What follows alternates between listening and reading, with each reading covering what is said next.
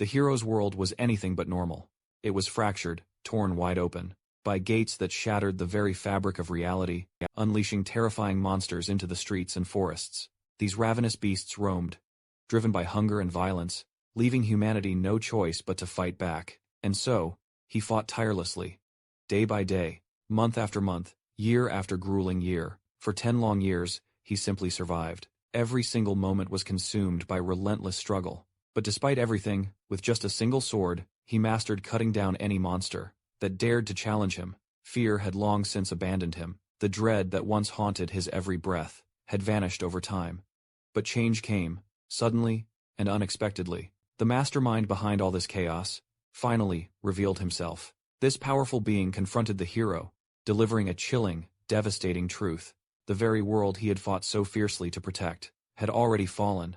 The creature mocked his desperate efforts, calling it a complete waste of talent. It urged him to abandon everything and become its ultimate weapon instead. But the hero refused. There was no hesitation, no second thought. He laughed in defiance and launched an attack directly at the creature. His blade struck its massive fingers, but the blow did absolutely nothing. The monster remained completely unaffected. Then, without warning, the beast countered. One devastating punch was all it took. The impact sent him flying across the ground, utterly overwhelmed and helpless. The monster's voice dripped with cruel mockery. It declared that no matter how much he struggled, he would always be nothing more than a mere insect. Still, he didn't give up. He rose again, charged forward, attacking with everything he had. But the result didn't change. Another crushing blow hurled him back into the ground. As he lay there, something glinting caught his eye. A strange pendant hung from the monster's chest. Instinct screamed at him. It was crucial. With all the fading strength he had left, he hurled his sword at the pendant. The blade struck perfectly true, and a gaping hole blasted open in the monster's chest. The beast let out a furious roar, calling him a bastard, as searing pain ripped through its body. After the fierce clash, the hero lay utterly still. He looked up at the sky. Despite the chaos and searing pain, the sky above presented a stunning sight. The scene then shifts to a completely different place, where we spot another young man, walking directly toward the Namsen Gate. Upon his arrival, he was promptly instructed to register his number and scan his unique ID. The staff warned him that mere civilians, lacking any proper hero status, were forbidden from entering, but he broke the rules anyway. He simply kicked the gate wide open and walked right in, catching everyone's attention as a brazen, unregistered hero who had just forcibly pushed his way through. Nearby, a group of figures emerged from the forest. One of them then called out to the young man, saying they'd lost something back there, and were just about to depart. They casually invited him to come along. A girl in the group gave him a searching look. Something felt off about him, particularly his clothes. It didn't match the gear a typical hunter would sport. Still, she knew hunters wore all kinds of gear these days. His outfit and his baggage just felt strange. She wondered if he'd made a huge mistake, and thought he was part of the hero squad. The others in the group started murmuring. One member of the group then spoke. He'd already mentioned this guy was totally new. Their leader finally spoke up. He said he'd seen countless people just like him. He understood what new folks often thought, after watching all those hunting videos, or reading articles about gates online. But things weren't nearly that simple. Becoming a licensed hunter demanded going through all the proper channels, licensing, training, and passing incredibly strict tests. If the young man truly wished to begin, he'd have to start at the absolute bottom, starting as an F rank and working his way up. The young man, on the other hand, understood the implied meaning behind their words, but showed no gratitude, and that clearly irked some. A bald man reacted with a surge of anger, unable to contain his fury. Another younger man then urged not to be stopped. This time, they were hopping for a chance. The team leader pressed on, making it crystal clear that if someone ignored sincere advice, they'd eventually have to face the harsh reality themselves. He went on to explain that the gates were far from the fantasies people imagined. They were brutal, violent, and utterly unforgiving places. Suddenly, an orc materialized before them. It charged forward, full of menace. But without a single word, the boy calmly set his baggage down and muttered to himself, "It's been 10 years. Then, with a single punch, he obliterated the orc's head. The blow was impossibly powerful and swift, scattering the creature's remains in an instant. At that moment, we realized that the mysterious boy was none other than the hero we'd talked about previously, and as silence returned and the dust settled, he whispered softly to himself, nothing had changed at all. We then learned that the hero had traveled into the past and reincarnated into the body of a boy named Dajun. Dajun gripped the sword tightly in his hands, the weight of it familiar, after years of wielding such weapons. From the body of the fallen beast, he extracted a low-grade mana stone. He examined it briefly, recalling a time in the past, when he wouldn't have even glanced at something of such poor quality. Back then, stones like this would have been considered mere grime, worthless, and beneath his notice. Suddenly, voices echoed from behind him, several distinct and alert tones. They came from a group approaching from the rear. One of the flames from his earlier attack still lingered in the air. Without hesitation, and still holding the mana stone, he responded to the threat. In an instant, he killed one of them. The bag he carried had served its purpose, so he threw it aside without a second thought. As the old team began to move away, some of the girls within the group couldn't help but speak up. One of them commented on that rude guy from earlier. He wondered aloud if he might truly end up dead. Another girl spoke up, questioning if she was genuinely worried about him. The leader stepped in to clarify the situation. He explained that, if the boy were an intruder, then by now agents from the control center would have already been dispatched. After all, this was the Namsen Gate, a high-ranking A-rank gate. As such, elite B-rank agents or higher would be sent. In response, the leader assured them that, as long as the boy didn't lose his mind and recklessly charge into hordes of monsters, he wouldn't die. There was no need for concern. The bald man agreed, saying the leader was right. He imagined the boy must be shaking with fear right now, just standing still and waiting for the agents to come save him. He repeated that idea, convinced the arrogant punk they had encountered earlier would surely be trembling, unable to act. But the reality was quite the opposite. While they believed he was frozen in fear, it was the troll in front of Dodan who was shaking. Without hesitation, Dajun punched the troll squarely in the face, the blow echoing with raw force. Another troll lunged at him, trying to strike, but Dajun dodged the attack swiftly. He retreated a short distance, then jumped, using that momentum to propel himself upward. He landed atop the troll and delivered a brutal leg strike, finishing it off with crushing power. After the dust settled, he noted to himself that 3 more magic stones had been added to his collection.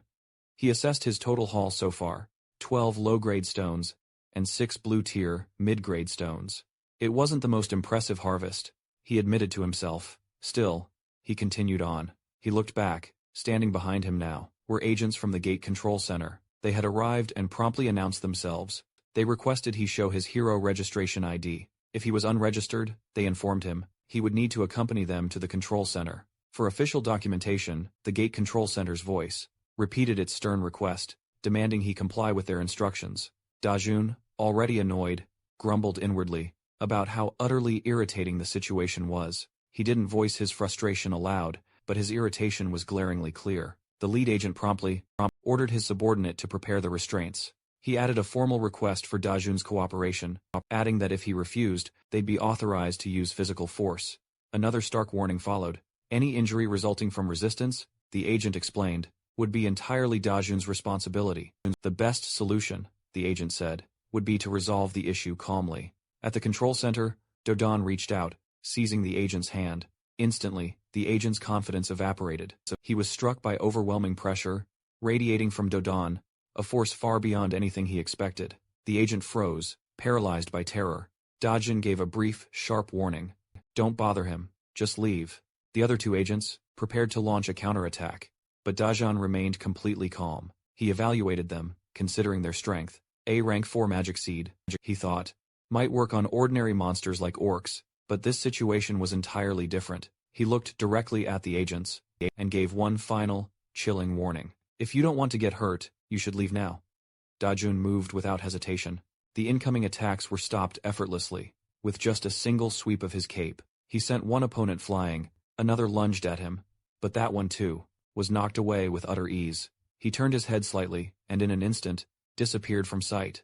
In the next moment, he reappeared right in front of the lead agent, driving a devastating punch straight into his stomach. The agent groaned, utterly caught off guard, but he managed to speak, explaining that registered heroes typically faced no problems, unless they committed highly illegal acts within the gate's confines. Dajun then asked about the rules concerning rift zones. The agent visibly faltered, clearly disturbed by the question. He thought of passages opening up all over the world, creating zones of pure chaos and danger. Monsters emerged from these rifts, and from these hunts, byproducts like magic stones were harvested and converted into new energy forms. The government kept strict control over such areas. Areas under full surveillance were labeled as gates. But the unknown, uncontrolled passages, those were terrifyingly known as rift zones. Dajan pressed again. No matter which gate he entered, would the authorities always come for him, accusing him of trespassing? Or worse. The agent confirmed this grim truth. If an unregistered hero entered a gate, without proper authorization, the control center would be automatically alerted. Agents on standby, near the scene, would be dispatched immediately. He added that rift zones weren't easy to access, and even in such unstable airspace, the association wouldn't simply sit back idly. Dajan merely shrugged, completely unconcerned. The agent stared at him with sheer terror. He thought to himself, "This boy must be insane." He cursed inwardly, regretting that he hadn't reported the incident to headquarters from the start. But as he turned to run, Dajan grabbed him by the face and effortlessly threw him aside. He dismissed the man as nothing more than a mere nobody.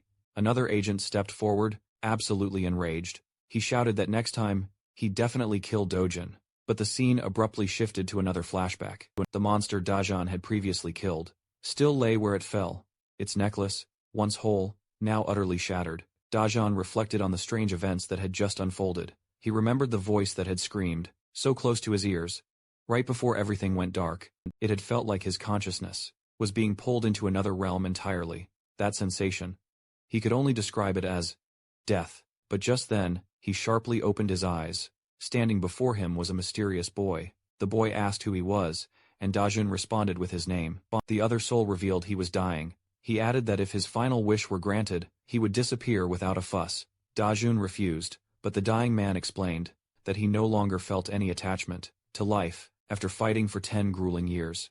He had been betrayed by a comrade he once trusted, his country utterly destroyed, his friends dead, and his family gone too. Despite struggling and surviving for so long, he had faced relentless hunger and crushing despair. He guessed Dajun knew that feeling all too well. Dajun countered that even if his own life was miserable, he didn't want the same for his surviving grandmother and his young siblings.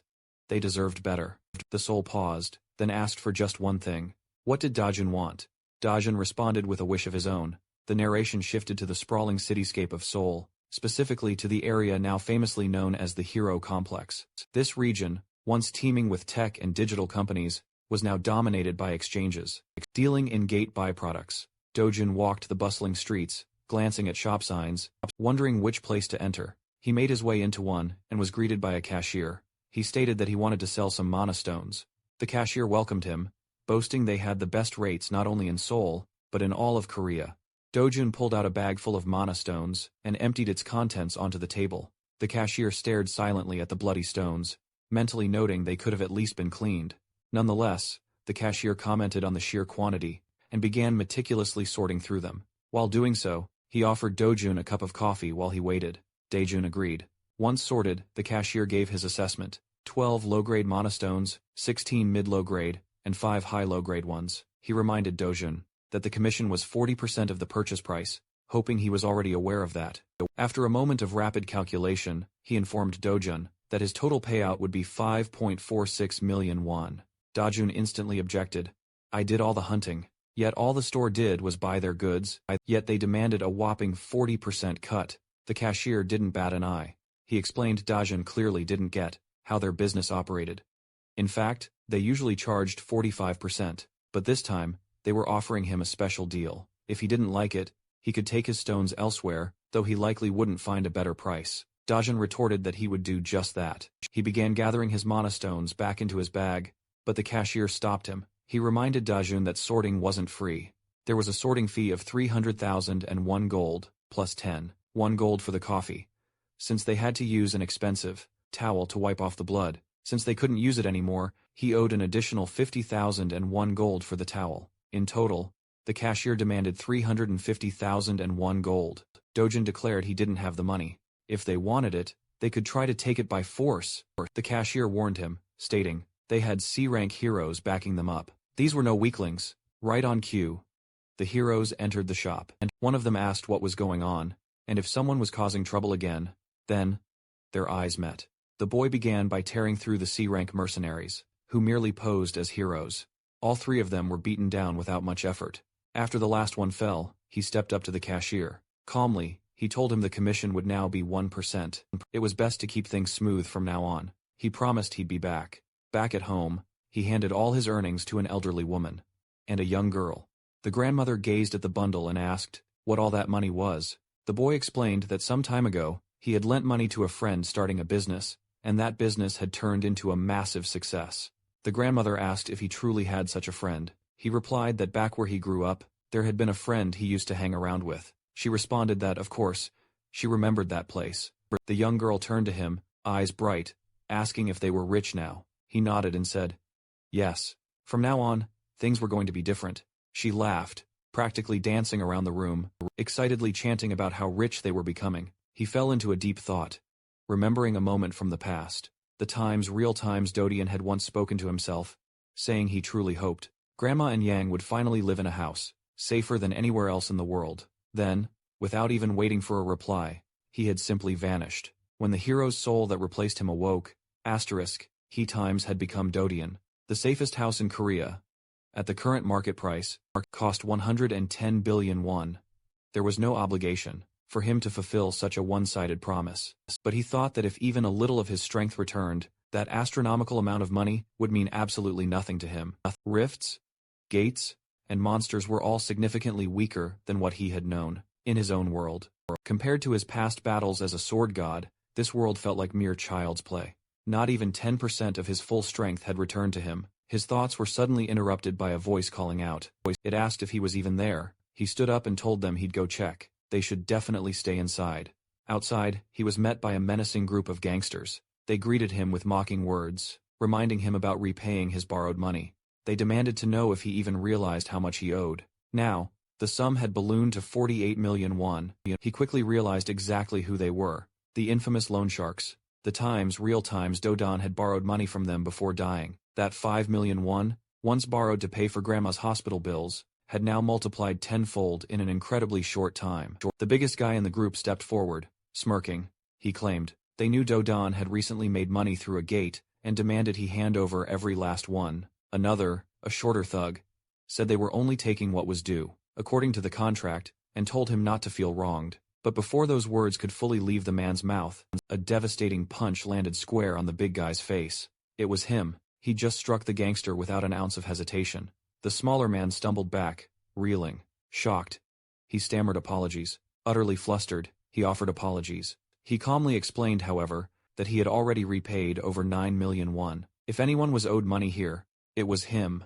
The loan shark, trembling in fear, asked if he was truly dodging payment. He gave the man a sharp, piercing look, and told him to pass a message along to their boss. He'd be paying him a personal visit very soon. Then, without a single hint of mercy, he punched the smaller man too.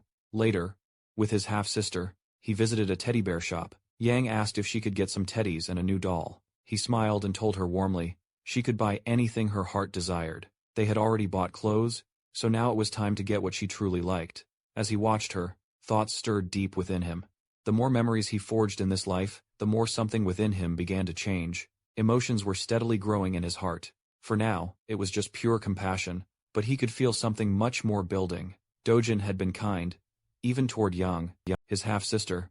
There had been a flicker of warmth. He decided that, at the very least, he would protect that tender part of Dojin's heart. She pointed at a ragged, worn doll, and asked if she could have that one instead. He handed her a large, brand new one, and gently reminded her that she could choose anything she liked. Her face lit up, and she beamed with joy. They ate out at a small, cozy restaurant. Just as they were finishing their meal, a woman approached them. She looked surprised, and wondered aloud if it was really Dojin she was seeing. She looked him up and down, scrutinizing him, nodding that he didn't seem to be dressed well at all. She added that he didn't look like much of anything, and then harshly asked who was next to him. With sharp, cutting words, she accused him of causing trouble, just like his mother. The girl turned to him and quietly asked, "Who is that lady?" The woman glared at the girl, demanding to know her name. The girl softly replied, "My name is Yang." The woman sneered, openly mocking her. "You must be from that time's family," she spat. She scrutinized her with utter disdain, then scoffed at the cheap clothes she wore. "You look just like your mother," she declared. Her gaze then shifted to the silent boy, mocking his silence. "Nothing to say, boy?" she challenged. She leaned in, a cruel glint in her eyes. "You little rat," she hissed at the girl. Do you even know what the word whore means? She demanded. Just then, he rose to his feet, a chilling calm in his voice. He called her an ugly wretch who looked like an orc. She was utterly stunned by his sudden outburst. His mind flashed back to his troubled past. Born out of wedlock, he'd been raised in grinding poverty. At age 7, after his mother's death, he was finally taken in by his biological father. But that life offered him little comfort. For over a decade, he endured discrimination, scorn, and crushing neglect. When the legal wife bore a son, he was once again pushed to the side. He was eventually cast out, forced to live with a maternal grandmother, and a half-sibling he'd never even met. What unbearable pain he must have endured. Yet, through it all, he thought to himself, things will be different now. He turned to the woman again, reminding her they'd lived together for 12 years. Yet, despite all that time, she still viewed him with utter disgust. He declared her fake personality, her face, even her dull mind, all of it was utterly hopeless. The nearby bodyguards were frozen in shock by his unbelievable audacity, but the boy didn't stop there. He accused her of being jealous of girls, who were kinder or more beautiful than her. He claimed she was consumed by an inferiority complex, and in truth, no better than this young girl, who at least cared for her brother. Well, absolutely furious, the girl snapped at him, demanding to know what he'd just said. But before things could escalate further, another woman suddenly arrived. The girl immediately dashed to her, unleashing a flood of complaints. She recounted every single word he had said, seething with anger and visibly upset. But the woman merely told her to stay out of it, and even labeled her behavior as uncultured. Turning her attention to him next, she asked if he had been doing well. She added that even if he had been swamped with work, it would have been nice to visit home once in a while. A cold chill descended upon his thoughts. He remembered how this woman had relentlessly tormented him for 12 agonizing years, more than anyone else. She tried to continue speaking, saying that his father worried deeply about him, but he sharply cut her off. He declared that their relationship wasn't the type where they asked about each other's well-being. He bluntly told her to get lost.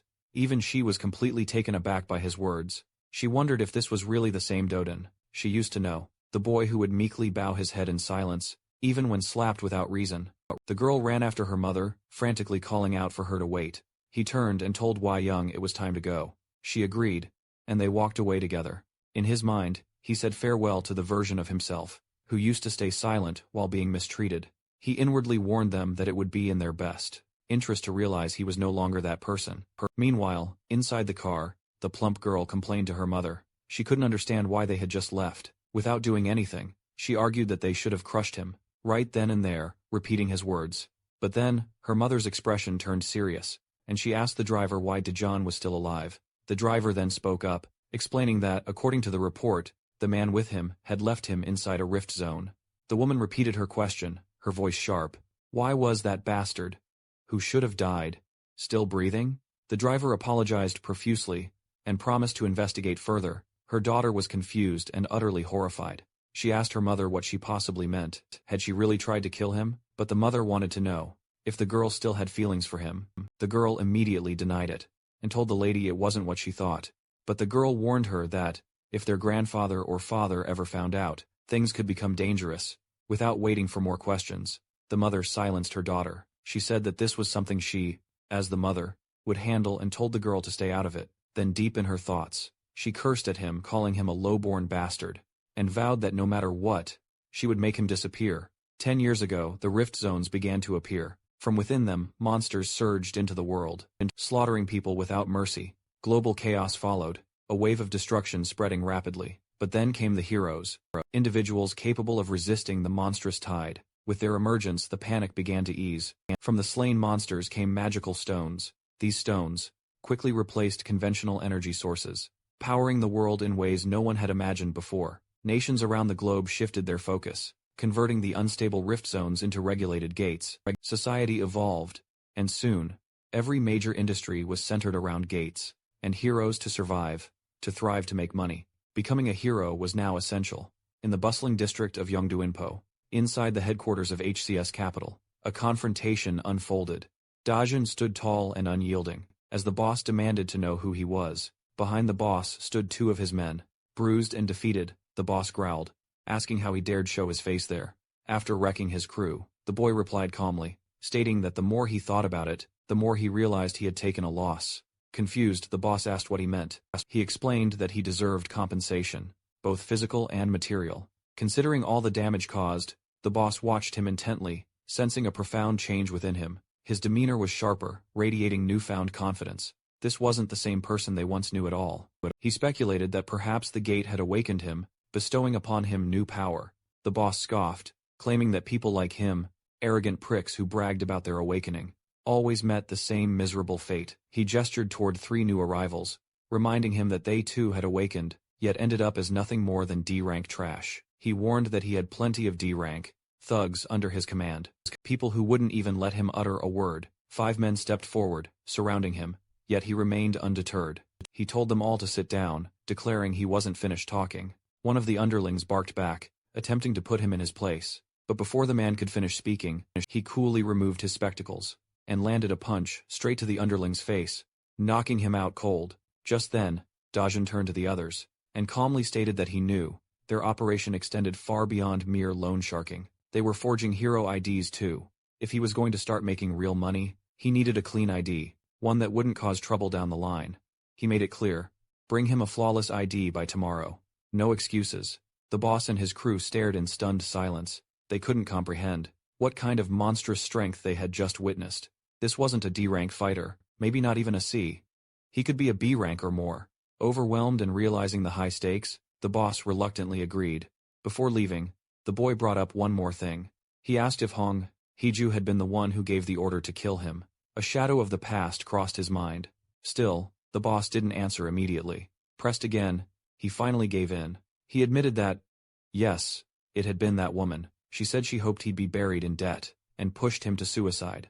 The boss pleaded for mercy, but Daejun remained ominously silent, mulling over his words. So that was the reason for suicide. She had hoped he'd lose everything and end his own life. He pressed him again about getting trapped in the gate. The boss vehemently denied any involvement.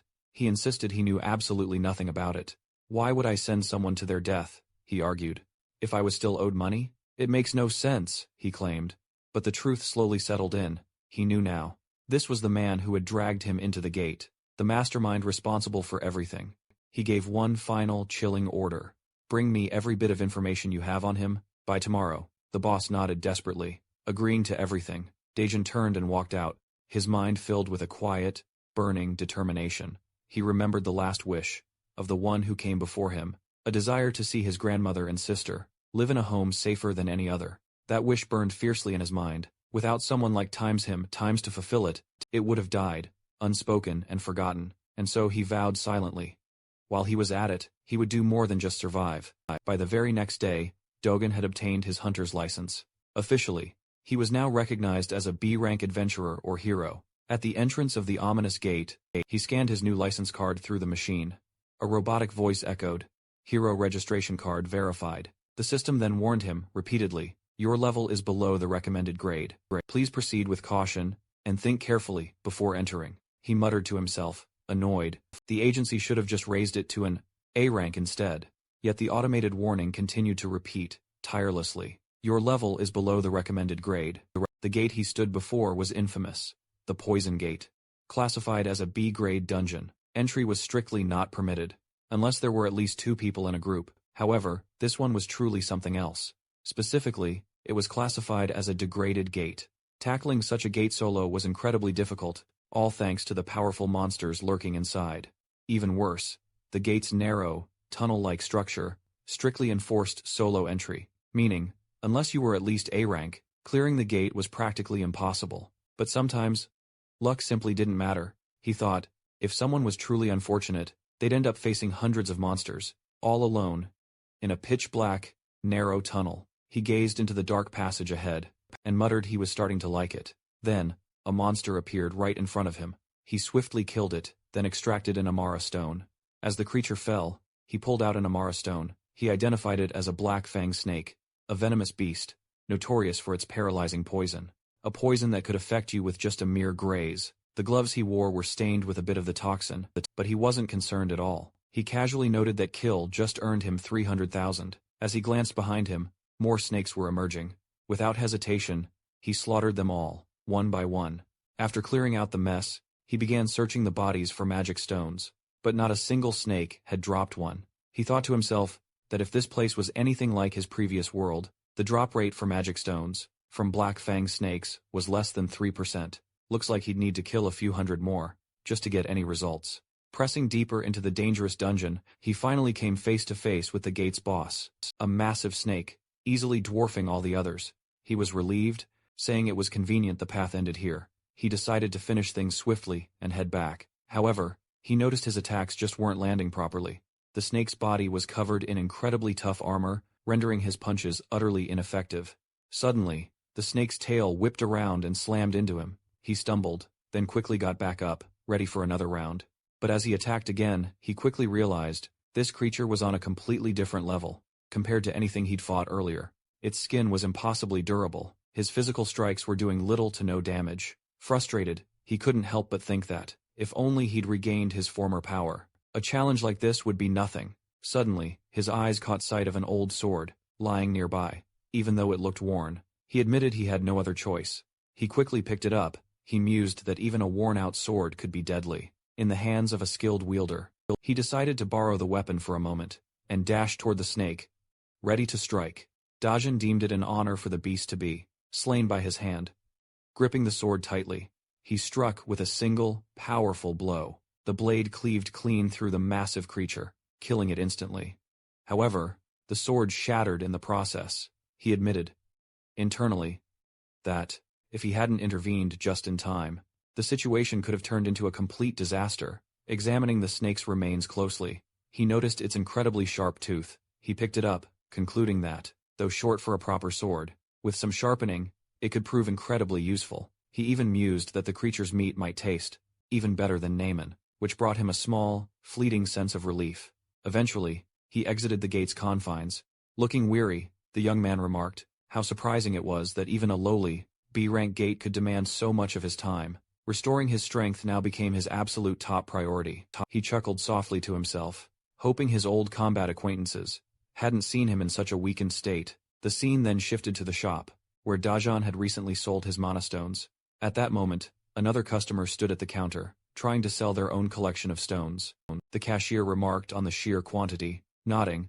The customer had indeed gathered quite a lot. He reminded him the commission would be 40%, as per usual. The customer instantly objected, claiming the commission seemed far too expensive. The cashier calmly explained that their rate was actually the cheapest available. He then pointed out that the basic gate centers already charged a steep 5% commission, and unlike the gate centers, this shop left no transaction records, meaning customers wouldn't have to pay any taxes.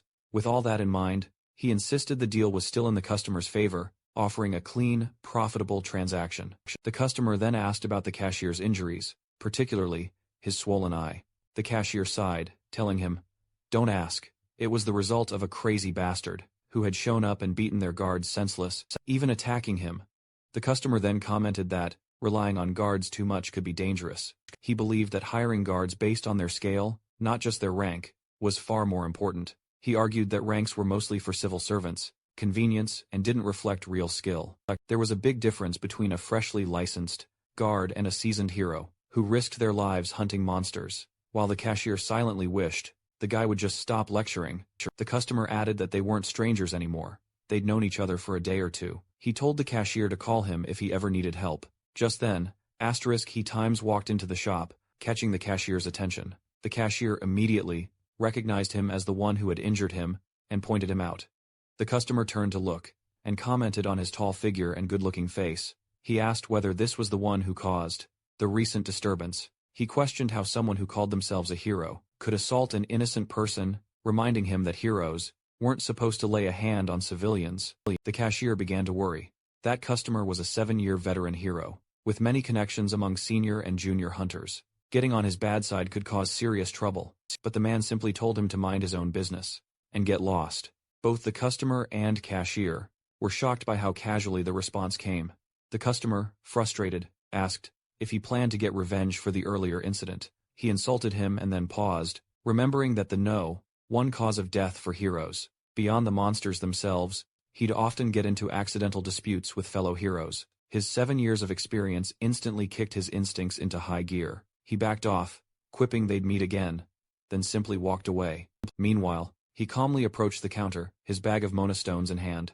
The cashier, still clearly on edge, nervously asked him to place the bag onto the scale, and when he did, the cashier's eyes practically popped out. These were incredibly high-grade monostones, far superior to anything they usually saw come through here. He couldn't help but wonder to himself just who this mysterious man truly was. The system swiftly calculated the grand total. A whopping 150 million won, he quietly mused, about what an exhausting day it had been. And yet, this amount still felt lacking. He extended his hand, flatly demanding the full 150 million.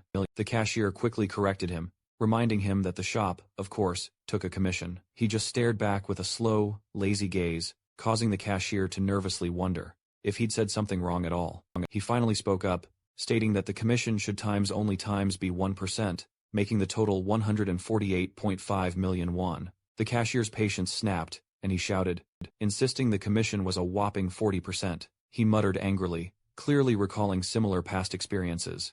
But then, he casually pointed out that any transaction over 100 million won required superior approval. Dojin flatly told him to get that approval, right now. The cashier, utterly defeated, reluctantly called his boss, and began explaining the impossible situation. While he was still on the line, the man suddenly snatched the phone right from his hand, and spoke directly to the boss himself. He bluntly ordered him to hand over the money. The boss on the other end responded that he understood, and asked to speak with his employee once more. Instead, he simply hurled the phone against the wall. But remarkably, it didn't even break. He repeated the boss's words, then demanded the money again. The cashier, utterly defeated, could only obey, and brought out the full amount, packed away in plain paper bags. He then quipped, dryly, that they should have another cool deal next time too. The cashier, seething, bitterly thought about that phrase. Since when was a deal ever times cool times for just one side? 10 minutes later, the frustrated boss finally showed up. He demanded to know why the cashier hadn't answered the phone, and insisted on an explanation for that earlier call. But the cashier had clearly reached his breaking point. He flat out announced he was quitting, saying he simply couldn't take it anymore. As the boss just stood there, still glued to his phone, the cashier watched him speaking intently into it. The boss was asking someone named Julian to come on over. Moments later, a stunning woman strode into the shop. The boss welcomed her with open arms. The manager then addressed her directly, and she confirmed, "Yes, my name is Julian." The cashier instantly recognized her. She was Julian, the fourth-rank hero. He vaguely remembered she was the boss's niece, but he couldn't quite figure out why she was here now. She simply stated her uncle had called her in. Apparently, he was dealing with a major headache involving a hero who was interfering with monostone transactions. She added that she didn't know the full details yet. Meanwhile, the scene shifted to Dojin's house, where he sat deep in quiet meditation. He reflected on a harsh, undeniable reality. Despite hunting tirelessly all day, he barely managed to earn 100 million won. At this snail's pace, everything would be too late. He knew it. He had to be capable of solo hunting an S-rank dungeon within a single day, or even sooner. To do that, the most important requirement was to regain the formidable strength he once possessed. But unlike in his past world, the mana in this atmosphere felt incredibly lacking. Even if he gathered mana like this every single day for 3 years, it still might not be nearly enough. It might take even longer than that. The boy considered that getting some decent equipment would definitely help. But unfortunately, there wasn't much to be found here, not even among the many trash-tier items. His intense thoughts were suddenly interrupted when he saw Yang playing innocently with a teddy bear. A sudden, icy chill ran right through him. He sensed something ominous and quickly rushed toward her, telling her to get inside immediately. Grandma, thoroughly concerned, asked, "What in the world is going on?" Suddenly, the ground violently trembled beneath their feet, but he quickly realized this was no ordinary earthquake. This was the undeniable, telltale sign of a rift tearing open. Grandma stood there, utterly bewildered. She frantically questioned what in the world was happening. He sternly warned her to stay in her room. It was far too dangerous. Without a moment's hesitation, he dove headfirst straight into the swirling rift. Meanwhile, at the Hero Association's command center, an operator urgently reported a new rift detection. On the map, a man's voice boomed, ordering immediate action. First, identify the exact location, and dispatch all nearby heroes without delay. The operator confirmed. The rift had shockingly appeared right in a private residence's yard. The man frowned. A rift in a private residence? This was especially troublesome. If a civilian, not a hero, were to enter the rift, our entry would be blocked until they came back out safely. And even worse, if the civilian died within, it would unleash a devastating monster wave that would persist for a grueling 10 days in the rift zone. This would endanger the entire surrounding Seoul area. He then asked if the identity of the person who entered had been confirmed. A staff member at the computer promptly answered, "The person's name is indeed Dojin. He is a resident of the house where the rift appeared." His maternal grandmother reported that he had entered the rift in an attempt to rescue his younger sister. The leader absorbed the report, grim-faced. So, if he wasn't a registered hero, then a civilian had entered a freshly formed rift. He asked, "What's the probability of a monster wave occurring?" The technician's grim answer, 99.99%. Elsewhere, a woman reeled back in shock. She asked, "What's this about Dojin awakening?" It was none other than his stepmother. A subordinate explained that, based on prior reports, he had previously crossed paths with heroes, and probably awakened during a prior gate event. The woman exploded in fury, cursing him relentlessly. She hissed, "It would have been better if they'd simply killed him outright, instead of complicating everything." She darkly reminded them that she had accepted good money for that task. She demanded they inform the assassin that, if he failed to eliminate Dodan, he'd have to pay back 10 times the bounty he'd received. But the man simply told her there was no need to contact the assassin. Confused, she asked what he meant. The man explained that a new rift had opened, right inside Dajan's own house, and it had been confirmed he'd entered it. He added that this would soon be public knowledge, as the media would announce it shortly. The woman thought to herself that this meant they wouldn't have to see that vulgar man ever again. The man confirmed her assumption, but cautioned her to remain alert until they were absolutely certain. She agreed, and he acknowledged her instructions. Inside the rift, Dajan looked around, struggling to believe the sight before his eyes. It strikingly resembled the Pasha forest he used to frequent as a child. The very structure of the forest, the distinct shapes of the trees and the grass, they were all intimately familiar. The sheer abundance of mana in the atmosphere, even the unique shape of the sky, and the fluttering of the trout matched exactly. He pondered, if the path ahead truly led to what he suspected. As he ventured further, he finally saw it. The magnificent world tree stood directly before him. A primordial spirit tree, the world tree held a concentrated flow of pure, raw mana. It was the very reason his original world had once faced destruction. When the world tree was burned down, its mana flow was plunged into utter chaos. But here, this world tree appeared completely intact. It had remained hidden, perfectly untouched. He realized that standing in its sacred presence might allow him to fully recover the immense power he once possessed. With quiet determination, Dajan sat down before it, and began to meditate in front of the world tree, channeling the ancient mana it held within. For 10 consecutive days, Dajan focused solely on his breathing. During that entire grueling period, food and drink became distant memories. Nothing else mattered, not even a little. His concentration stayed fixed and absolute, totally immersed in just breathing. Then, on the 10th day, a presence loomed behind him. It was a fearsome creature, a volcano. He recognized it instantly. These were precisely those monsters that once scorched the world tree. Standing resolute before them, he prepared to annihilate every last one. He mused a weapon would have been useful, especially one with a water element, but swiftly decided it didn't matter. With fierce determination he declared he would annihilate them all. With a simple flick of his hand, a powerful shockwave erupted. Its sheer power instantly felled one of them. He understood then that one of his arms had unleashed a burst of condensed mana, shaped and detonated instantly. He hadn't used that kind of attack in ages, and now that he had, he felt the rush of power surge through him again. This was exhilarating. More monsters readied their strikes, rushing toward him. But as they charged, not one managed to land a blow. He remained utterly untouched. His focus briefly flickered. He'd confirmed the world tree was safe. With that worry gone, he shifted his attention within, to the mana within himself. He decided to observe it firsthand. Reaching toward a charging monster, he grabbed it directly by the mouth and halted its attack with a crushing grip. He effortlessly crushed the creature. One by one, the monsters toppled. His confirmation was now absolute. With the threat handled, he mused. Once he eliminated the remaining enemies, he would likely obtain the Undying Ember. Recalled, this item had a pretty high drop rate. Intrigued, he wondered how many would drop. And just then, more enemies emerged. And again, he swiftly wiped out several more. With the battle done, he returned to meditation.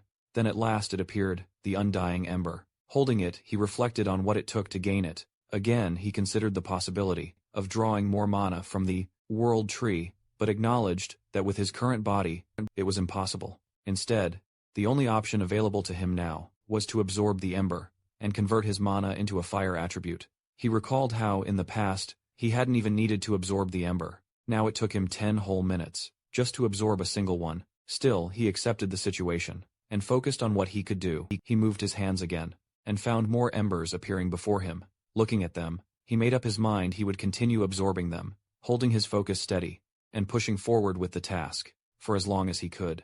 The rift had grown more unstable by the hour, pulsing with unnatural energy, and the risk was steadily expanding. Journalists gathered around with eager cameras, and the growing crowd stared anxiously, murmuring among themselves. Suddenly, a black car rolled toward the rift, carrying a group of officials. Among them sat a man, whose expression was already twisted with irritation. Bang was visibly frustrated. He couldn't believe that because of one reckless boy, they were now stuck dealing with this mess.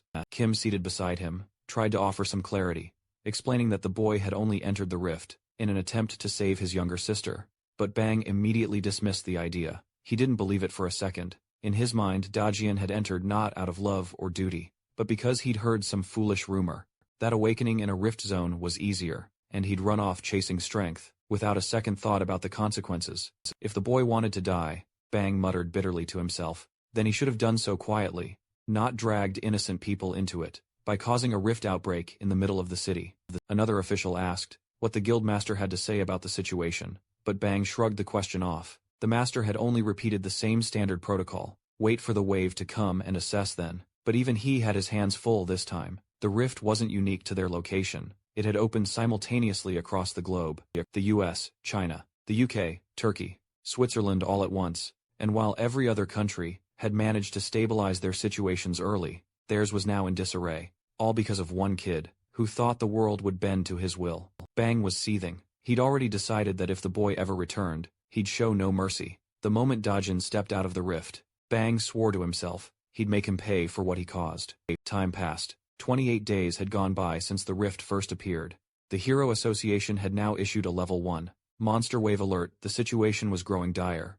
If the civilian who had first entered, referred to now simply as Mr. S, didn't emerge in the next 2 days, the alert would escalate. Just then, the ongoing news broadcast was abruptly cut off.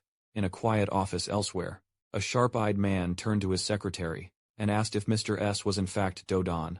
The secretary nodded. He'd already confirmed it through his operatives. There was no doubt it was Dodon. The man leaned back, mulling it over. He asked with a calm detachment what the odds were of Dajan returning alive. The secretary, equally cold, said that if Dajan was just a civilian, then talking about his chances was meaningless. It was less than 0.1%. The man broke into a devilish grin.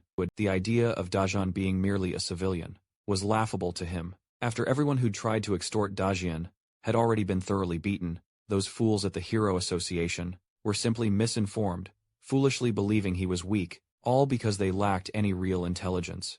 The man mused silently to himself. What if Dajian truly had awakened? But the secretary cautioned that even if he had, it all depended on the rank he achieved. Just being able to fight didn't mean he could survive a rift. Strength and survivability were two very different things.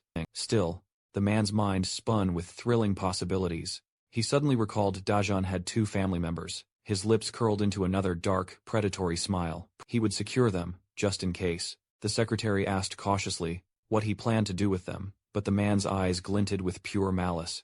If Dajan died, they would sell his family off for profit, and if he lived, they'd claim they had taken care of them and saddle him with an enormous debt.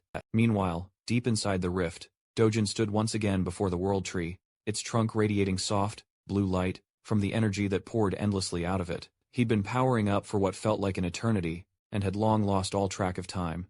Hundreds of undying ambers had already been absorbed into his body, and their power surged mightily within him. Now, at will, he could wield flame attribute mana, and his resistance to fire had soared.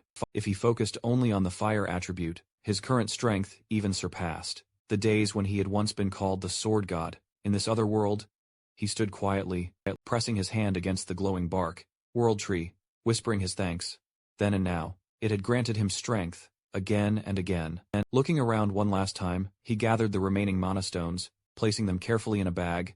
As he stepped away, a part of him knew he might never see the tree again. But if they ever crossed paths in the future, and if the tree ever needed his help, he silently swore he would protect it.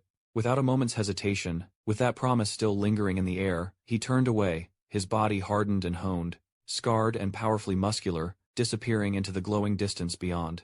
Night had already fallen back in the real world. Dajian emerged quietly from the now closed rift. He immediately noticed the profound silence. There wasn't a single living presence. Within a 1-kilometer radius, it was obvious the entire area had been evacuated. In preparation for a potential monster wave, he stretched out his heightened senses and released a slight pulse of aura in a single direction. Then, he followed it. Soon enough, he sensed 2 officials monitoring the rift's perimeter. Their uniforms looked all too familiar. They belonged to the Hero Association, the very same ones from the last gate. He sighed inwardly, annoyed. Dealing with them again would certainly be a hassle, so he acted without a second thought. He summoned fire mana, forming a small amber orb, and hurled it toward an abandoned junkyard nearby. It landed with absolute, deadly precision, erupting into a controlled yet dramatic explosion. Flames surged powerfully high into the sky, illuminating the surroundings with its chaotic light. The officials spun around, startled by the noise. Kim was the first to point it out clearly. A massive fire was now engulfing the entire junkyard. They shouted urgently to one another, trying to figure out how to contain the raging flames before they reached any nearby buildings. From a quiet, distant vantage point, Dajian observed them with a calm, detached air. He noted how astonishingly accurately the flames had struck the junkyard. The precise control, the immense strength, it was almost too perfect, almost unreal. And then, he smiled faintly, remembering Cusack, the strongest flame mage across the entire continent, from his previous life. Long ago, Cusack would have truly admired this flame. That thought brought a brief, unexpected warmth to his heart. Back at the rift, Kim suddenly turned toward Bang, telling him to look as they both spun around. They saw it then. The rift was gone. No monster wave, no signs of destabilization, just the faint, lingering traces of purple flame, still dancing in the air, before they too flickered out, vanishing without a trace. The rift had completely closed, before they could even react. It left no clues, no monsters, absolutely nothing. And far away, Dajian walked calmly down the road, his pace unhurried. He turned his head slightly, catching a final glimpse of the spot where the rift had once been. A faint smile curled at the edge of his lips. He was finally free. The very next day, the news hit like a thunderclap. The newly emerged rift in the Maple area had vanished, and even more strangely, it happened early that very morning. That day marked exactly 29 days since Mr. Dodon, a non-registered resident of Zone Z, had entered the rift. The Hero Association, which had been bracing itself for a full-scale monster wave, was left dumbfounded by the rift's sudden disappearance. A full-scale investigation into the cause was immediately underway. At the same time, a mysterious fire had broken out in a nearby junkyard, resulting in a massive explosion that left the entire area in ruins. Elsewhere, a young man in a hoodie wandered the streets, unnoticed. It was Dajian, skillfully concealing his identity beneath the nondescript clothing. Passers-by chattered, some mocking, the man who had recklessly dashed into the rift. They said he was probably dead now, adding that it served him right. After all, everyone knew to stay away from a rift once it appeared. But one among them quickly shut the others up. He said that people like them had the luxury to talk big, only because others risked their lives. Inside those hellish cracks, if the rift hadn't disappeared on its own, the entire city would have become a war zone, and then, none of them would have had the chance to sit around, flapping their mouths. Dajian absorbed it all, his expression unfazed. Yet, deep down, a familiar pang of melancholy stirred. If the rift had truly vanished forever, he realized he'd never see the World Tree again. That thought alone left a bitter taste in his mouth. Still, as much of a shame as it truly was, perhaps it was for the best this way, because there were still crucial things in this world that he was honor-bound to protect. Eventually, Dajian made his way to the HCS Capitol building. Inside, several shady men were lounging around, cigarettes dangling from their lips, laughing, and openly gloating. They were utterly convinced Dojin was dead, and with him finally out of the way, the old man and the little girl would be easy prey.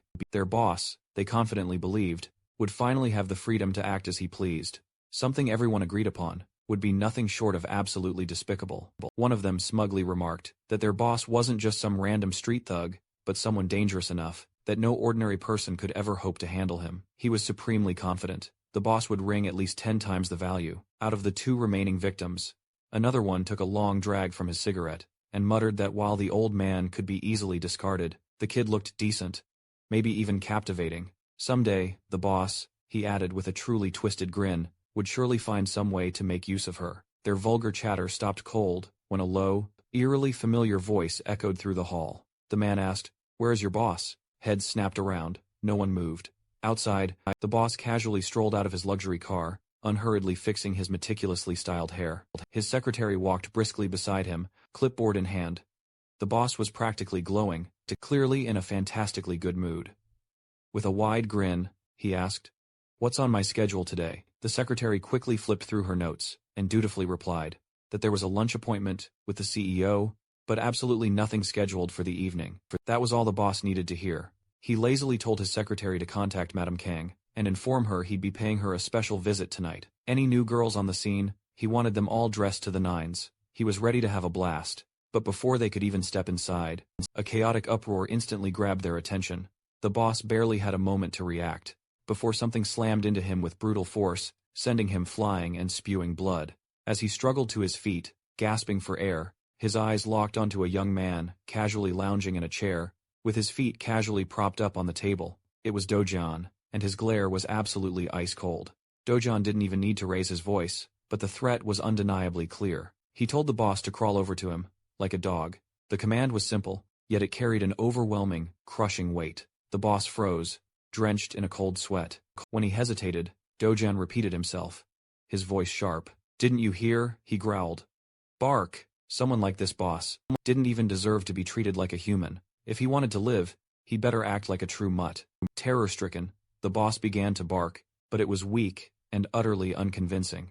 Dojan wasn't satisfied. He demanded more.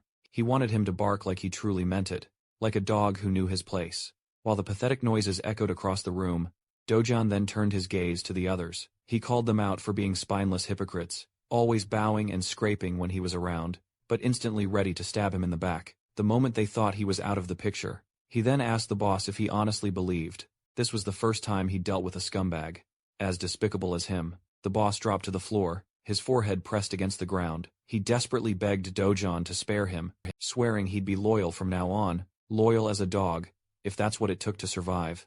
But Dojan wasn't buying any of it. With a sharp kick, he sent the man sprawling. Then, he flatly told the secretary that he was the boss now. He didn't want to see decent men like the secretary working under such garbage anymore. After all, the secretary had always been good at cleaning up trash. And now, he had permission to get rid of this piece of it too. The secretary quickly knelt and pleaded. The boss, he explained, had connections. If he vanished now, it would raise suspicions, and people would start sniffing around. Wouldn't it be wiser to give the boss one more chance to make things right? But Dajon's gaze was cutting. He asked if dumping someone in a barrel and tossing it into the sea wasn't the secretary's trademark, or crushing them in a junkyard, which everyone knew he was capable of. He warned the man that, if he didn't deal with the boss now, he would be the one thrown into a gate as monster food. Everyone in the room stiffened in terror. The boss, still groveling, resumed his begging, promising over and over that he'd do anything at all, if Dajon just let him live. Dojun turned away, knowing he should kill the man to avoid trouble later, but strangely he found himself hesitating. Maybe he was going soft. He raised his hand toward the boss, who took it as a sign of forgiveness, and began thanking him profusely, saying he would serve him like a big brother from now on. But Dajon's expression didn't soften. Without a word, he activated his fire ability, and seared one of the boss's hands. Then, as the man screamed in agony, he ripped it off, tossing the charred flesh aside like garbage. He stared down at him unmoved. This, he said, was the final chance from now on. The boss's sole duty would be to protect Dajun's family. If anything happened to them, even a scratch, Dajun swore, he would slaughter every last one of them, without hesitation. If they wanted to survive, then they would have to guard them day and night, 24 hours a day for the rest of their lives. Officially, Dajun had been declared missing, presumed dead, lost to the rift, along with the collapsing dimensional field. News outlets had already published their obituaries and touching retrospectives. Even the government had issued official statements confirming his untimely death. Every single media channel repeated the same tragic story. The boy was gone. Yet, here he was, alive and well, sitting calmly inside a small, cozy restaurant. He watched his sister devour her food, her eyes gleaming with delight. As he stared at the news articles on his phone, a quiet, chilling realization settled in his mind. There was no need to reveal he'd miraculously come back. Doing so would only invite absolute chaos, unwelcome attention, and far more trouble than he or his family could ever afford. He knew they'd have to move soon, especially with his boss likely changing locations. But there was no need to rush just yet. He simply wanted his little sister to enjoy herself. She was absolutely beaming, eating until her tiny stomach could hold no more, clearly delighted by this rare, special treat. When he told her they'd be moving to a new place soon, and that she could finally go to kindergarten. Like all the other kids, her bright smile instantly wavered. That subtle, heartbreaking shift in her expression didn't go unnoticed. When he gently asked what was wrong, she hesitated for a moment before explaining that the other children had cruelly made fun of her for not having a mom or a dad. The sheer weight of her innocent words struck him harder than he'd expected. With a voice both gentle and firm, he told her she absolutely didn't need to go to kindergarten if she didn't want to. There was no reason to see kids who bullied her. She could just start school next year, like everyone else. That brought her radiant smile back, brighter than ever before, and she seemed utterly relieved, even thrilled, at the idea of skipping kindergarten altogether. Watching her, Dajin quietly considered whether a prestigious, private school might be a better option for her, somewhere no one would ever dare to look down on her again. That powerful thought led his mind to a vivid memory. Not long ago, he had barged into a rundown motel, in the dead of night, demanding to know why his grandmother and sister were staying in such a place. It was a truly shady place, crawling with drunks and all sorts of shady characters. The staff calmly explained that this motel was fully under their management, and was, in fact, relatively safe despite its appearance. But Dajan couldn't care less about their assurances. All he wanted was to see his family. The moment he stepped into the room, both his grandmother and sister gawked at him in shock. For a brief moment, they were utterly frozen. Then, as if waking from a deep dream, they rushed towards him. His grandmother clutched his hands tightly, whispering that she wasn't imagining things. Her boy had truly come back. His sister sobbed as she embraced him, and all he could do was offer a soft smile and reassure them. Yes, he was home, and yes, he was alive. Back in the present, the girl looked up at him with wide-eyed curiosity, and asked, "Are you a hero?" That question truly caught him off guard. He half-joked, asking if she'd still like him if he was one. But instead of the enthusiastic response he expected, she told him she hoped he wasn't times one. Heroes, she said, had to fight scary monsters. Sometimes, they didn't come back. She didn't want her brother to go off and die like that. She just wanted him to stay with them, for a very long time. Her pure honesty stunned him. Even now. Even after all he'd endured in the ruined, monster-filled world, where he had survived as everything else fell apart, hearing that someone simply wanted him to live, not fight, shook something deep inside him. He had lost so much in that other world. Years of bloodshed had taken away more than just people.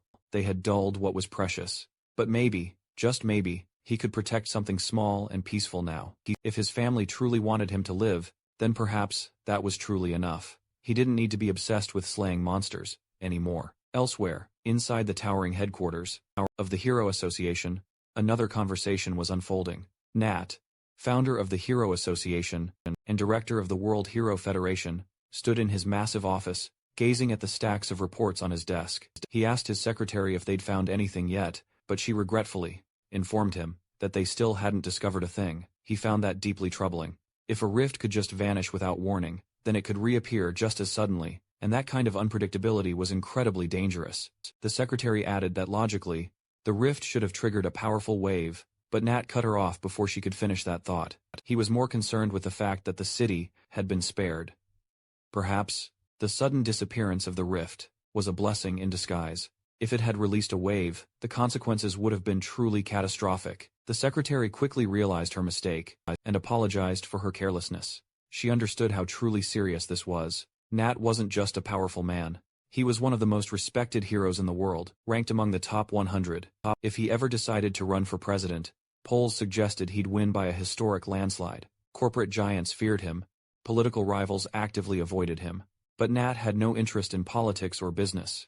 His only focus was on protecting people and preparing for whatever lay beyond the rifts. He told the secretary to keep digging, no matter how long it took. She nodded and also informed him that the homeowner near the previous rift site had agreed to sell. Nat instructed her to offer more than the market value. If the extra compensation brought even a sliver of comfort after such trauma, it would be worth it. But just as he looked through another stack of reports, something odd caught his eye. The rift hadn't been an isolated event. Similar occurrences had been reported in multiple countries. According to the documents, the US and China, they had swiftly contained their incidents, but the situation in the UK was rapidly worsening. Their most trusted heroes were already deployed elsewhere, leaving them utterly unprepared to respond in time. At that moment, an emergency alert blazed across Nat's screen. The UK had officially declared a state of high alert. Civilians were being advised to evacuate. A massive wave had been detected. The World Hero Federation had sounded the alarm. The next disaster had already begun. Outside, amidst the bustling streets, Dojin stood once again before the Mana Stone Exchange, a heavy bag slung over his shoulder. Without a moment's hesitation, he pushed open the door and stepped inside. The receptionist looked up, ready to greet the customer, but the words caught in his throat, as his eyes widened in shock.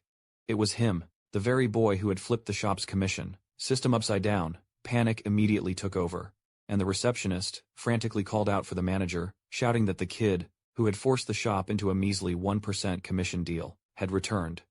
The manager, a tall, broad-shouldered man with a stern expression, and the kind of formidable build that usually made people think twice, stormed out from the back room. He fixed his intense gaze on Dojin, clearly attempting to intimidate him. But Dojin remained calm, his tone utterly collected, as he casually remarked that the timing was perfect. He had a huge haul of mana stones to sell that day, and it seemed only proper that someone with actual authority should handle it, instead of leaving things to the brat at the front desk. As he spoke, he let the heavy bag drop onto the floor with a muffled thud. The manager looked at it with utter disinterest, already assuming that the kid had, once again, brought in a pile of unrefined, low-grade stones.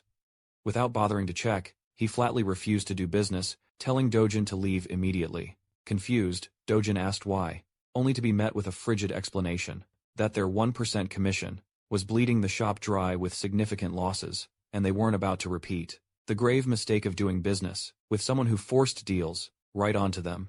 Dojin couldn't help but let out a laugh. He casually remarked that the manager would surely regret turning him away like this, but the man clearly wasn't interested in hearing anything further. He scoffed, saying there was no point in explaining how the Gate Center operated on a mere 5% commission, or how the entire Mona Stone distribution system was already overly complicated.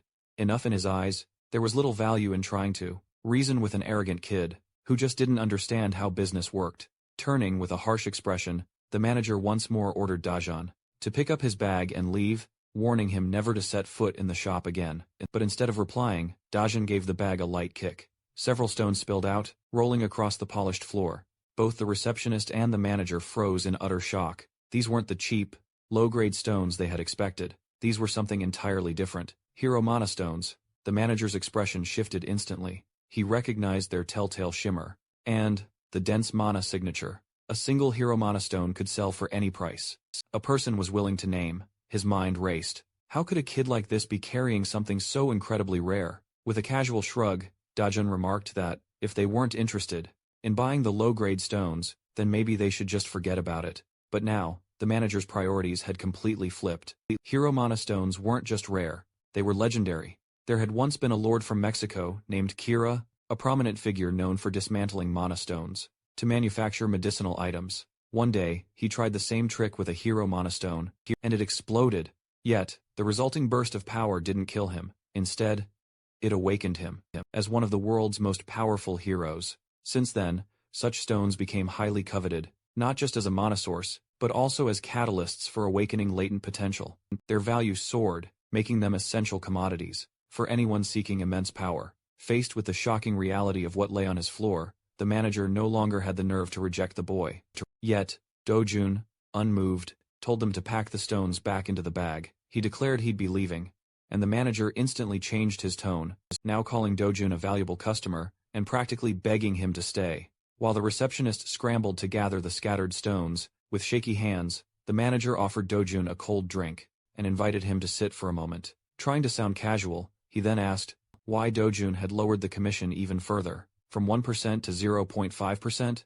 Wasn't that a bit extreme? But Dojin didn't offer any explanation. He simply replied that if they felt it was too low, then they shouldn't take the deal. The manager, now sweating profusely, hastily clarified that he didn't mean it that way. He was just curious about the reasoning. That's all. Dojin, clearly annoyed, replied that the reason was simple. The manager was irritating him. That was enough to justify the change. The manager began banging his head on the table, apologizing profusely, and admitting he had spoken without thinking. But Dojin, growing weary of the theatrics, cut straight to the point, and asked whether they would match the rate or not. From the side, the receptionist was quietly seething, watching in disbelief, as Dojin refused to show even a shred of respect toward the manager. Desperate to salvage the situation, the manager began rambling about the rarity of mana stones. Most companies, he claimed, would jump at the chance to buy them at market price, without any commission, just to secure supply. But Dojun had already had enough of the lecture. Rising from his seat, he calmly declared that, if the manager didn't like the offer, then he should just sell the stones elsewhere. Panicked, the manager quickly backpedaled. He raised the commission offer to 9%, pleading that even at that rate, they'd still be losing money. Dojun remained totally unaffected, and simply advised them not to take losses. They should just walk away from the deal. As the manager continued to negotiate, the numbers slid downward. 8%, then 7%, and finally, a paltry 6.6%. He whispered that if his boss ever found out, he might literally be beaten to death. Dojun raised an eyebrow and chuckled. In that case, you should try not to give your bosses a reason. The back and forth continued until the manager, barely able to breathe, finally agreed to return to 1%. Dojun relented, saying he'd accept the original rate, just this once. For old time's sake. The manager was utterly undone. He wanted to accuse the young man of being a master swindler, but found himself utterly speechless. The stones were simply too valuable to let go. And just as the manager thought the madness had ended, Dojun calmly revealed that he had 7 more bags, full of hero mana stones. The color drained from both the manager's and the receptionist's faces. The manager barked at the receptionist to stop standing around like a statue and hurry up with the contract paperwork. Moments later, a notification chimed on Dojun's phone. He glanced at the screen and saw a new deposit. 67 billion, one transferred from the stone shop. At this rate, even that 110 billion, one mansion he'd been eyeing, didn't seem so out of reach anymore. But as satisfying as the deal had been, Dojun knew there was a deeper problem. Gates alone couldn't provide high-grade mana stones, and until he could roam freely through all the rifts, there would always be a ceiling to his income. Just then, his phone buzzed again. This time, the alert tone was different. He checked the screen, and both the manager and receptionist watched him closely. As tension crept back into the room, when the manager asked what was going on, without a moment's hesitation, Dojun replied that an urgent emergency alert had come in from the UK. A monstrous wave had just broken out in their southern region. After scanning the public service announcement, Dojun scoffed to himself. The officials, the guilds, the self-proclaimed protectors of humanity, they were all just the same. Ineffective, disorganized, and too scared to make the hard calls. In his past life, in that other world, he wouldn't have hesitated for a second. He would have charged headfirst through every rift, sealing every tear in reality with his own blood, if necessary, all while ignoring whatever country or authority dared to try and stop him. But not anymore. That Dojun was long gone. This time, he chose peace over senseless war. The scene shifted, the tension melting away, as the air filled with the rich, savory aroma of premium meat, sizzling on a charcoal grill. Thick cuts glistened invitingly over open flames, sending delicious juices dripping into the embers below. Across the table, Dojun's little sister stared, with sparkling eyes and drooling lips, completely captivated by the sight. Their grandmother, however, looked less enchanted and more panicked. They were seated in a ridiculously high-class restaurant, where even a single serving of meat, just 100 grams, cost an outrageous 250,000 won. The old lady couldn't help but frown in deep concern, quietly asking Dojun how on earth he planned to pay for something this expensive, but the boy simply smiled and reassured her not to worry, telling her to eat as much as she wanted, because he had earned more than enough money. This time, his grandmother remained hesitant, but his sister wasted no time at all. She took a bite, and her eyes rolled back in pure bliss as the tender meat melted in her mouth. Watching her reaction, Dojun glanced at the platter and realized the portions were far too small. He casually waved over the butler, ordering 4 more servings of the same premium meat for each of them. Again, the old woman interjected, worried about waste and wondering how 3 people could possibly devour so much food. But Dojun just chuckled, unfazed, and insisted she eat to her heart's content. Today was a day for pure celebration. Having come from such a humble background, they'd never even dreamed of places like this. It was high time. They finally tasted what life had denied them. The grandmother, however, was still reluctant, but Dojun's sister nudged a succulent piece toward her, urging her to try just 1 bite, and when she finally did, her face lit up. The texture, the perfect seasoning, the way it simply dissolved on her tongue. It was worth times everything asterisk. With that, the 3 of them eagerly tucked in, genuinely enjoying their meal with broad smiles. But this pleasant moment didn't last long. The sharp click of approaching heels cut sharply through the warmth of the room. Someone was walking up to their table with a clear purpose. It was none other than Julian, the famed female hunter whose mere presence turned heads. Her commanding voice sliced through the air as she called out to Dajun, asking for a moment of his precious time. Without even glancing up from the sizzling grill, Dajun calmly told her he was eating with his family, and, if she had business with him, she could simply wait. His casual dismissal stunned everyone, but especially Julian, who blinked in utter disbelief. Surely he hadn't understood who she was, so she clarified, introducing herself again as Julian, a high-ranking hunter. Yet Dajun remained completely unfazed, simply continuing to serve his sister another succulent slice of meat. Julian could hardly believe what was unfolding. She was used to people groveling for a single moment of her time, not the other way around. And yet here she was, being made to wait. So she did. The top 10 ranked beauty in the world, an S-ranked hero admired across nations, found herself sitting quietly in the waiting area. As Dajun finished his meal at his time's own deliberate pace, the onlookers whispered among themselves, utterly astonished. What kind of man could keep someone like Julian waiting? The answer came swiftly, in the form of data. Julian had clearly done her homework. Just 2 months ago, Dajun had stepped into his first gate. Not only did he survive, but he'd re-emerged even stronger. Whispers had swirled about his supposed demise, in a high-level rift.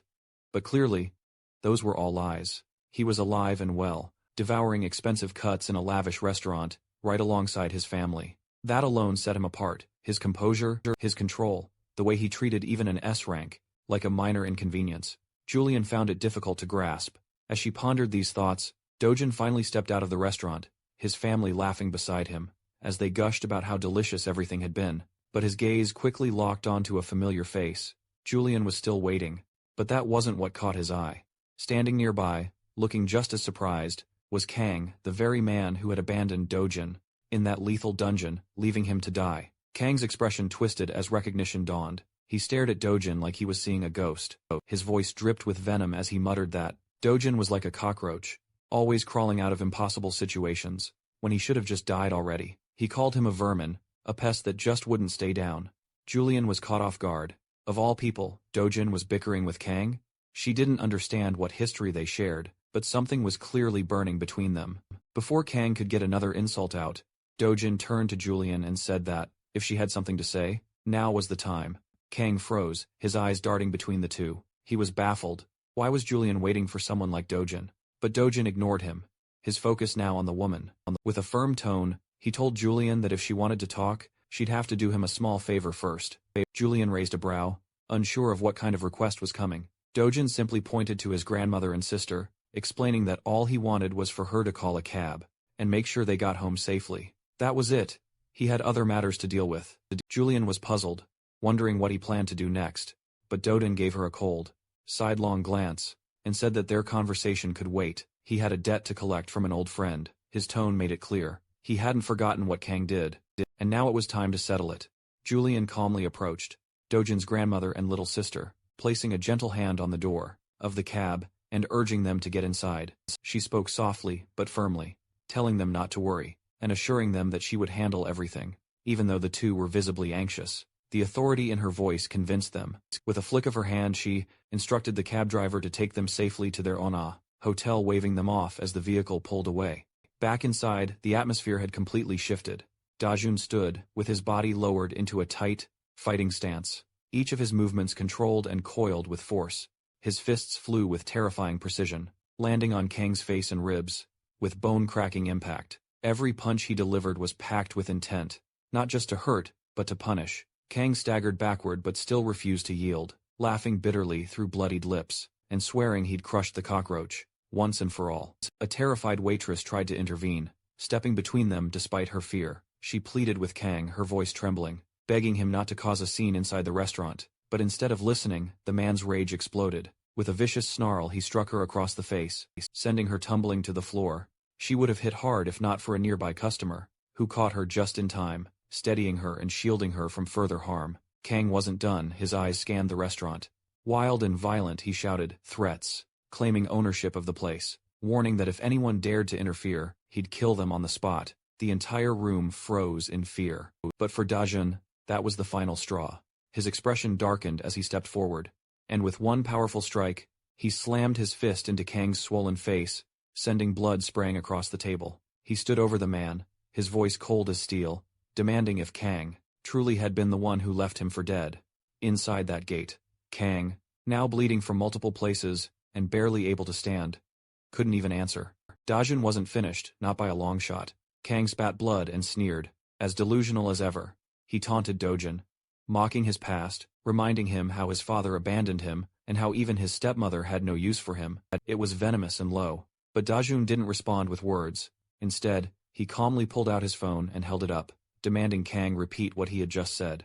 Kang laughed, thinking it was a bluff. He called Dajun pathetic and dared him to do something. Then, as if digging his own grave, he crossed a line no one should ever cross. He began insulting Dajun's mother. That was enough. Dajun's eyes glowed faintly, and before Kang could even finish his sentence, the boy moved. A pulse of psychic energy erupted from him, and his mana surged. The next punch Kang threw never even connected. Dajun's abilities diffused at mid-air, with invisible force, redirecting the momentum and hurling Kang several meters back like a rag doll. He crashed into a table, flipping over it and groaning in pain, stunned that his full force blow had been so effortlessly dismantled. Kang's body lit with a blue aura, and his mana surged as he tried to power up further. But Dajun didn't flinch. He took a step forward, and with a flash, launched himself toward his opponent, finally ready to finish what had been long overdue. In the chaos, the trembling waitress fumbled with her phone, trying to call the authorities, but her hands were shaking, too much to remember the emergency number. Just then, Julian materialized right beside her, and gently took the phone from her hand, telling the girl she'd handle everything, and there was no need to be afraid. As she turned toward the escalating battle, Julian's trained eyes instantly took in the entire situation. The raw strength, the fluid movements. Kang, an AB-ranked hunter, was being completely overpowered. There was no doubt in her mind anymore. Dajun was beyond B rank. He was easily A rank, if not higher, possibly even S rank. Her eyes narrowed as she shouted a warning, telling Dajun to stop before he went too far. If he seriously injured Kang, there would be severe consequences. He might even die. Hearing that, Dajun paused mid-step, glancing at her with a frown, asking what she meant. Julian explained without hesitation. Kang's cousin was none other than Yang, an S-rank hunter with immense influence and power, and someone who deeply cared for his younger brother. Hurting Kang would mean making an enemy out of Yang, and that was not something people survived easily. But even after hearing that, Dajun didn't look worried at all. He just stared at her, completely unfazed, and Julian felt a chill. This boy, he wasn't just powerful. He was completely unhinged. He knew the danger. He heard the name Yang and fully understood the consequences. But still, he had no intention of stopping. Kang, even while lying battered on the ground, gave a bloody smile and dismissed Julian's concerns. She suddenly realized Kang had always acted like this, because he knew he had Yang as an impenetrable shield. And that's how he had gotten away with so much for so long. And now, seeing Dajun not just challenge that protection, but completely disregard it, Julian was starting to feel something completely unfamiliar. Fear. Not just for the situation, but for the person standing right in front of her. Dajun's eyes briefly flicked toward her, and the raw killing intent in his gaze made her heart skip a beat. It was subtle. Not wild or chaotic, but cold and measured, like a true predator, weighing whether she was even worth the chase. Julian swallowed hard, a sudden gulp, completely unsure if she was calming the storm, or making things infinitely worse. Meanwhile, the terrified waitress had crumpled into a corner, quietly sobbing into her apron, whispering to herself, "But, the lady said she would handle this, so why does it feel like everything is spiraling even further out of control?" Kang lay unconscious on the ground, his swollen face barely recognizable. Julian stepped closer, keeping her voice calm, as she informed Dajun that she'd been sent by her uncle to personally handle the situation. She apologized for showing up uninvited, admitting it wasn't exactly ideal. Without wasting a moment, she shifted the topic, revealing she already knew that Dajun had recently sold a batch of magic stones at the exchange center. Instead, she wanted to propose something far better. She wanted to buy the Times Next Times batch directly from him. Dajun raised a brow, asking what she was offering. Julian replied confidently, stating she would purchase absolutely everything he had, at full market price, no undercutting. That caught Dajun completely off guard.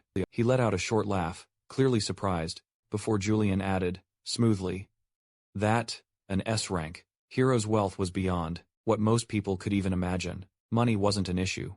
Still, glancing at the unconscious Kang, Dajun told her he wasn't against selling, but he had one critical condition. It wasn't anything complicated, he assured her. In fact, if she really was an S rank, like she claimed, it would be nothing for her. And if it was Julian herself handling it, then there should be absolutely no problem. The scene then shifted far from the chaos to an elegant, high-rise office. Dajun's stepmother sat simmering with rage, her manicured fingers tapping impatiently against her desk, and her face twisted with pure frustration, as she demanded, "How is Dajun still alive? He entered a rift. He was supposed to be dead." Her secretary stood respectfully nearby. She replied that, even the Hero Association had declared him dead, yet here he was, somehow alive. She demanded to know how he planned to fix this, especially after taking so much money to make the boy disappear. But the secretary had even more shocking news. He informed her that Kang had gotten into a violent brawl with Dajun. At first, the woman didn't react, but then it clicked. A fight between Kang and Dajun? That was going to cause serious problems. If her husband or father-in-law heard about this, it would be messy. Still, she thought she could smooth things over, as long as it didn't reach the media. She immediately ordered the secretary to suppress any media coverage of the incident. No headlines, no leaks. Only Kang's brother needed to know. She also wanted the police kept far away from the matter. Any legal investigation would turn the situation into a public nightmare, but they both knew that wasn't enough. The secretary continued, reminding her that Kang was Yang's cousin, and Yang was an S-rank hunter. Everyone knew Kang was trash, but Yang protected him. In truth, Kang wasn't just family, he was the one doing Yang's dirty work, cleaning up problems and acting as a shield. Now that Kang had been beaten, and the media was circling, Yang would be forced to act. The woman understood. The situation was spiraling out of control. She ordered the secretary to schedule a personal meeting with Yang as soon as possible. But there was more. She had also discovered that the head of HCS, Capital, had betrayed her, secretly, looking after Dajun's grandmother and little sister. That was absolutely unacceptable. She told the secretary to contact Prosecutor Park. She wanted the man to pay for choosing a nobody's family over hers. The next day, the story shifted again. A large crowd had gathered outside a rift zone. South Korea was currently dealing with 37 active rift sites, 5 of which were dangerously close to forming a gate. The others needed scheduled hunts, exclusively managed by registered association hunters. At the checkpoint, Julian handed over her ID. The guard scanned her credentials, nodded in approval, and wished her good luck. Dojun stood silently behind her, observing everything. The guards clearly recognized Julian, treating her with respect, but still double-checking everything. They were locking down security with precision. That level of caution didn't go unnoticed. A girl from the expedition team, Young, glanced at Julian and raised an eyebrow. Young, an E-rank hero and leader of the Velvet Guild, found it odd that someone of Julian's rank would bother with something as tedious as Rift Zone hunts. When asked, Julian replied with a nervous chuckle, saying she was just bored with nothing else to do. She figured she might as well explore a rift. Meanwhile, Dajan had already made his terms crystal clear. If she wanted the magic stones, she had to let him enter the rift with her. Once that was done, he'd sell the entire batch at full market price. No markup, no tricks. When Julian asked why he was going this far, Dajan simply replied that nothing paid better than hunting in a rift. That was all. Julian couldn't quite understand it. Why would someone voluntarily risk their life for money? Was he truly that desperate? Maybe he was just reckless. Regardless, she needed those hero-grade magic stones, and if it meant dealing with Dajan, so be it. Even if this was a suicide mission for him, it wasn't her concern. The team soon entered the rift. The world on the other side was a thick, humid jungle, teeming with strange sounds and moving shadows. Moving between trees, the group stayed cautious. Young glanced at Dojun and leaned closer to Julian, asking who the quiet guy trailing behind them was. Julian didn't want to answer and brushed it off, saying he was just someone she knew. But Young wasn't satisfied. She asked if Dojun was boyfriend material. Julian shot that idea down instantly. No, she stated flatly. She owed him a favor, nothing more. That was the sole reason she'd brought him along. Young looked utterly confused. An S-rank hero like Julian owing a favor to a nobody? It simply didn't make sense. But before she could utter another question, the jungle erupted into chaos. A colossal bird with gigantic wings burst through the dense treetops, shrieking as it plummeted toward the team. The hunters immediately snapped into defensive formation. Orders were shouted. Block its legs. Hold its wings down before it takes flight. But before any of that could happen, Dajan broke into a sudden sprint. He ran straight toward the colossal monster, ignoring all formation plans. It was a reckless move. Or so they thought. The other hunters gasped, unsure whether to chase him or retreat. But then, they heard his calm voice cut through the chaos. Dajun simply stated the bird was already down, before it could even take flight, and to their utter disbelief, the beast's wings twitched once, then collapsed.